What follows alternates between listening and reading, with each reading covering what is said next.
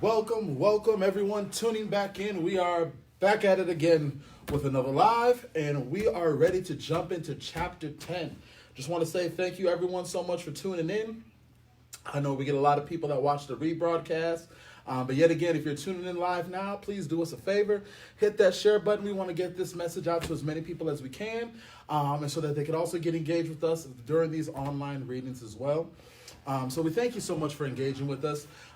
Just some check-in friendly reminders. Please remember that we are serving food all this week. Lunches are from noon to 1:30, and suppers are from 3:30 to 5:30. So please catch our evening reading and then come over, grab a great bite to eat. Trying to think of anything else. I'm just excited, ready to get into this chapter. I started reading a few little paragraphs ahead and already got me engrossed. But just a little recap. We now have fire.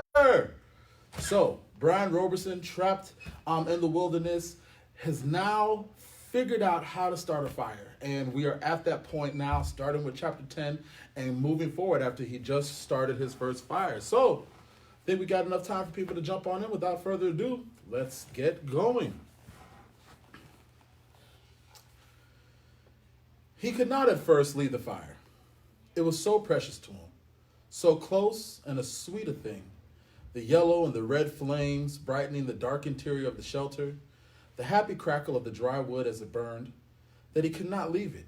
He went to the trees and brought in as many dead limbs as he could chop off and carry. And when he had a large pile of them, he set them near the fire.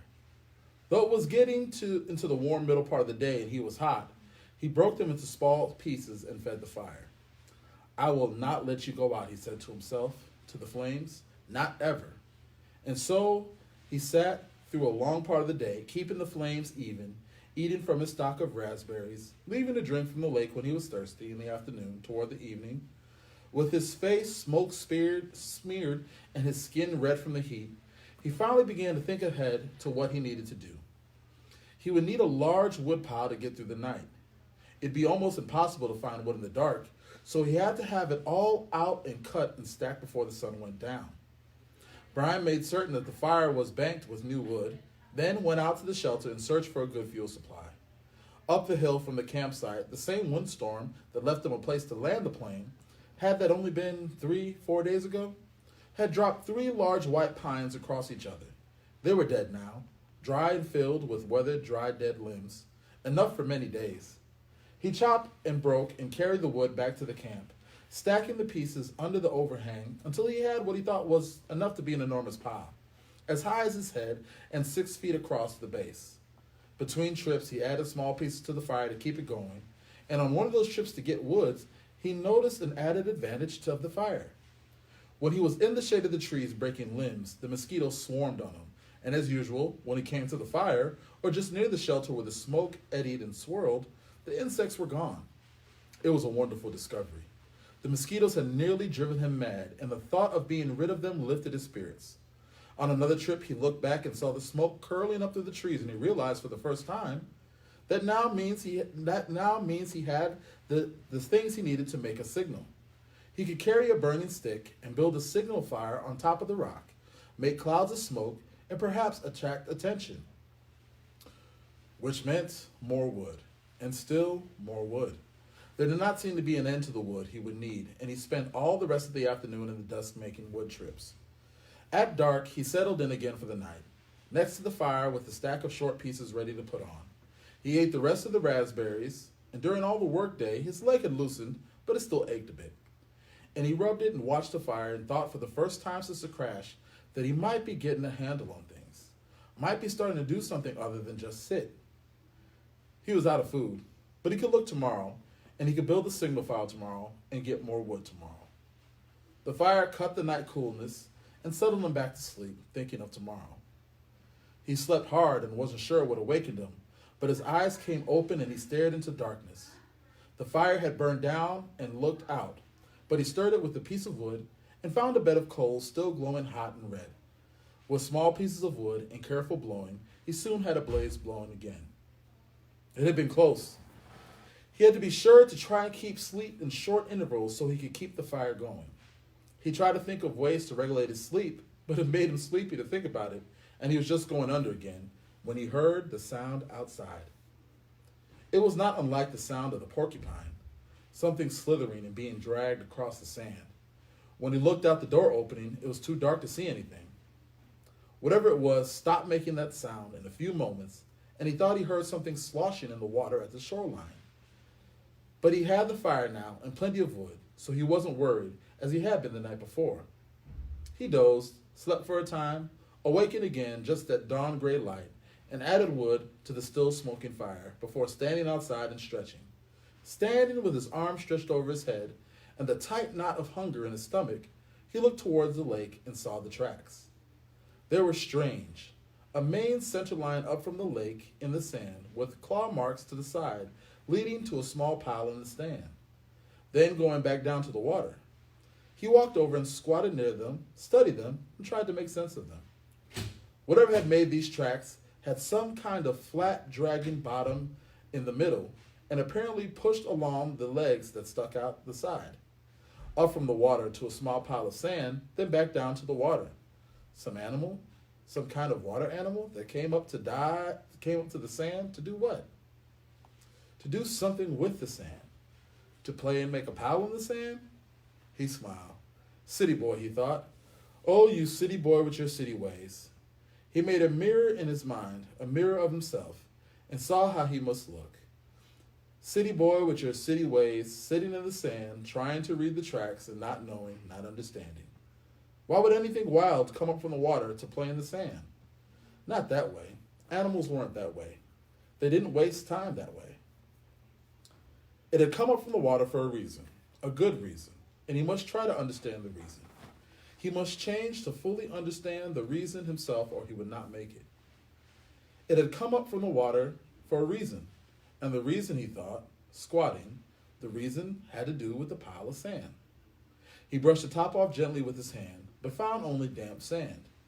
Still, there must be a reason, and he carefully kept scraping and digging until, 4 inches down, he suddenly came into a small chamber in the cool, damp sand, and there they lay eggs, many eggs, almost perfectly round eggs the size of tennis ball.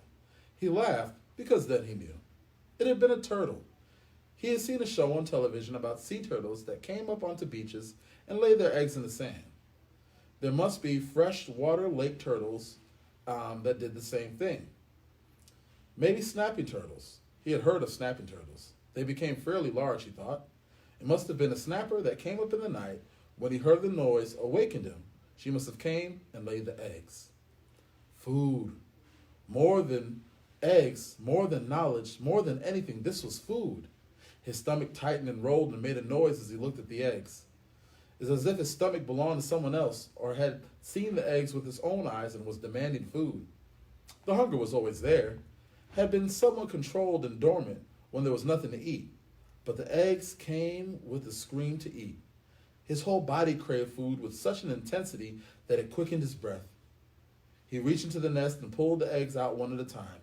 There were 17 of them, each as round as a ball and white. They had leathery shells that gave instead of breaking when he squeezed them. When he had heaped them on the sand in a pyramid, he had never felt so rich, somehow. He suddenly realized that he didn't know how to eat them. He had a fire, but no way to cook them, no container, and he had never thought of eating a raw egg. He had an uncle named Carter, his father's brother, who always put an egg in a glass of milk and drank it in the morning. Brian had watched him do it once, just once, and when the runny part of the white left the glass and went into his uncle's mouth and down the throat in a single gulp, Brian almost lost everything he's ever eaten. Still, he thought. Still, as his stomach moved towards his backbone, he became less and less fussy. Some natives in the world ate grasshoppers and ants, and if they could do that, he could get a raw egg down. He picked one up and tried to break the shell and found it surprisingly tough. Finally, using the hatchet, he sharpened the stick and poked a hole in the egg. He wound the hole with his finger and looked inside. Just an egg. It had a dark yellow yolk and not so much white as he thought there would be. Just an egg. Just an egg he had to eat. Raw. He looked across the lake and brought the egg to his mouth and closed his eyes and sucked and squeezed the egg in at the same time and swallowed it as fast as he could. Ugh! It had a greasy, almost oily taste. but it was still an egg. His throat tried to throw it back up. His whole body seemed to convulse with it, but his stomach took it, held it, and demanded more. The second egg was easier, and by the third one he had no trouble at all. It just slid down. He ate 6 of them, and he could have easily eaten them all, had he not been full, but a part of him said to hold back to save the rest. He could not now believe the hunger. The eggs had awakened it fully, roaring so that it tore at him. After the 6th egg, he ripped the shell open and licked the inside clean. He went back and ripped the other 5 open and licked them out as well and wondered if he could eat the shells. There must be some food value in them. But when he tried, they were too leathery to chew and he couldn't get them down. He stood away from the eggs for a moment, literally stood and turned away so that he could not see them. If he looked at them, he would have to eat more. He would store them in the shelter and only eat 1 a day. He fought the hunger down again, controlled it. He would take them now and store them and save them and eat 1 a day. He realized he'd forgotten that they might come, the searchers. Surely they would come before he could eat all the eggs at one a day. He had forgotten to think about them, and that wasn't good. He had to keep thinking about them, because if he forgot and did not think of them, they might forget him. And he had to keep hoping. He had to keep hoping. Well, chapter 10 brought some more action to the table. He's now found another source of food. Can you imagine? I have personally never eaten an egg raw. But I could definitely imagine if I was hungry and I had no source of food, I'd be chowing down on all the egg yolks as well. But we see here now, he's eaten some of the eggs. I think there was 17 in total. He ate about 6 of them, and he's saving some more just in case. Yet again, I love how this story is showing such resiliency, such thoughtfulness, and such planning. And I think these are all tools that we could take. He could have just been greedy and gorged and eat on all the eggs, but then he thought about it. Hey, I need to be conscious of this, save some for later. He also kept in mind that said, hey, I'm not just saving it for later, but I'm saving it until help arrives. He realized, hey, he needed to keep that hope. He needed to keep his mind focused that, hey, help isn't going to arrive. He's stranded because once hopelessness set in, man, you don't have that same level of motivation.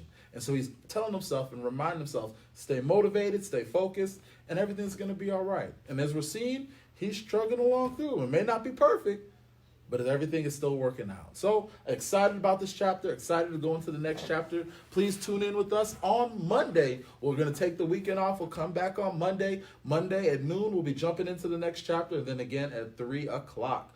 But in just about 15 short minutes, we're going to have supper that's going to be provided. So please come on over to the Boys and Girls Club. We'll have supper here from 3:30 to 5:30. We'd love to see your face and connect with you. Get out the house, stretch your legs a little bit, and come grab a copy of Hatchet as well if you need one.